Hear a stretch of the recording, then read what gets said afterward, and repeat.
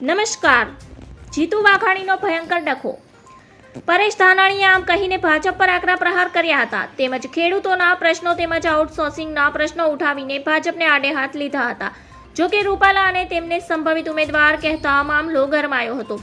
જીતુ વાઘાણીએ મીડિયા સાથેની વાતચીતમાં જણાવતા કહ્યું કે સંભવિત વાતો બધી કોંગ્રેસમાં હોય છે, જ્યારે ભાજપમાં આ પ્રકારની વાતો હોતી નથી. એ બેબુનિયાદ વાતો કરીને કોંગ્રેસ શું સાબિત કરવા માંગે છે?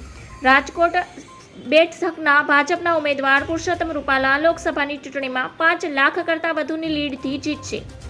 ભાજપના ઉમેદવાર પુરુષોત્તમ રૂપાલાને સંભવિત ઉમેદવાર કહેતા મામલે રાજકારણ ગરમાયું હતું, જ્યારે બીજી તરફ જીતુ વાઘાણીએ જણાવ્યું હતું કે સંભવિત બધું કોંગ્રેસમાં હોય છે.